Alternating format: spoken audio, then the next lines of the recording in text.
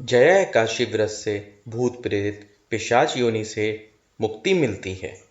आइए जया एकादशी की व्रत कथा जानते हैं। माघ मास के शुक्ल पक्ष की एकादशी को जया एकादशी कहा जाता है। इस व्रत को करने से मोक्ष प्राप्त होता है और भूत प्रेत पिशाच की योनियों से मुक्ति मिलती है। इस एकादशी का व्रत प्रतिवर्ष करने से ब्रह्म हत्या जैसे पापों से भी मुक्ति मिल जाती है और स्वर्ग में स्थान प्राप्त होता है।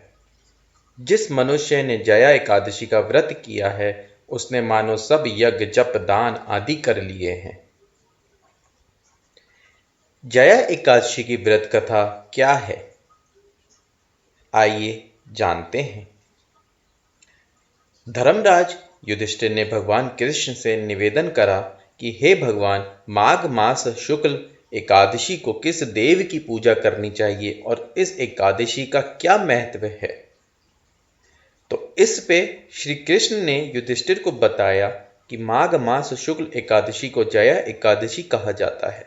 जया एकादशी अत्यंत पुण्यदायी और इस एकादशी के संदर्भ में भगवान श्री कृष्ण ने युधिष्ठिर को कथा सुनाई।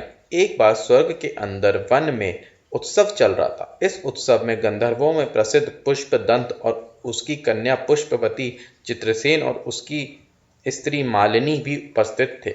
साथ ही मालिनी का पुत्र पुष्पवान और उसका पुत्र माल्यवान भी उपस्थित थे। इस उत्सव में गंधर्व गायन कर रहे थे और गंधर्व कन्या नृत्य कर रही थी। सभा में माल्यवान नामक एक गंधर्व और पुष्पवती नामक गंधर्व कन्या का नृत्य चल रहा था। इसी बीच पुष्पवती की नजर जैसे ही माल्यवान पर पड़ी, वो उस पर मोहित हो गई। पुष्पवती की नजरें माल्यवान से हटने का नाम ही नहीं ले रही थी। पुष्पवती सभा की मर्यादा को भूलकर ऐसा नृत्य करने लगी कि माल्यवान उसकी ओर आकर्षित हो गया।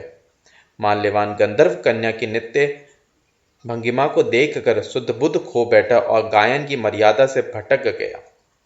सुर ताल ने उसका साथ छोड़ दिया। ये सब देखकर इंद्र देवता पुष्पवती और माल्यवान पर क्रोधित हो गए और उनका इस तरीके का अमर्यादित नृत्य देखकर उन्होंने दोनों को श्राप दे दिया कि वो स्वर्ग से वंचित होकर पृथ्वी पर निवास करें और मृत्युलोक में अति नीच पिशाच की योनि प्राप्त करें। इंद्र देवता का श्राप मिलते ही दोनों तुरंत पिशाच बन गए और हिमालय पर्वत एक वृक्ष पर दोनों निवास करने लगे। पिशाच योनि में इन दोनों को अत्यंत कष्ट भोगना पड़ रहा था। पुष्पवती और माल्यवान इन दोनों को अपने पूर्व जन्म के बारे में कुछ भी याद नहीं था कि उन्हें ये किन पापों का फल मिल रहा है। एक बार मास की एकादशी के दिन दोनों अत्यंत दुखी थे। उन्हें भोजन ना मिला, जिस कारण वो केवल फलाहार ही कर पाए। रात्रि के समय अत्यंत ठंड थी और दोनों को बेहद ठंड लग रही थी, जिस कारण दोनों ठंड में ठिठुर रहे थे। ठंड की वजह से उन्हें नींद नहीं आई और रात भर बैठकर जागते ही रहे। ठंड के अधिक बढ़ जाने के कारण उन दोनों की मृत्यु हो गई, परंतु अनजाने में जया एकादशी का व्रत उन्होंने कर लिया, जिस कारण उन दोनों को पिशाच योनि से मुक्ति मिल गई। पुष्पवती और माल्यवान पहले के समान ही सुंदर हो गए और वो स्वर्ग वापस चले गए और उन्हें स्वर्ग में वही स्थान मिल गया जो उन्हें पहले प्राप्त था। जब देवराज इंद्र ने उन दोनों को स्वर्ग में देखा तो वो चकित रह गए और उनसे पूछा कि तुम्हें किस प्रकार पिशाच योनि से मुक्ति मिली। तब माल्यवान ने कहा, ये भगवान विष्णु की जया एकादशी के प्रभाव के कारण हो सका है कि हम अत्यंत नीच पिशाच योनि से मुक्त हो पाए हैं। इंद्रदेव ने जब उनकी ये बातें सुनी तो वो बेहद प्रसन्न हुए और कहा कि आप जगदीश्वर के भक्त हैं, इसलिए आप मेरे आदरणीय हैं, अतः आप स्वर्ग में आनंद पूर्वक रहें। इस व्रत की विधि क्या है? इस व्रत में क्या करना चाहिए, आइए जानते हैं। जया एकादशी से एक दिन पहले यानी दशमी के दिन सात्विक भोजन ग्रहण करना चाहिए और ब्रह्मचर्य का पालन करना चाहिए।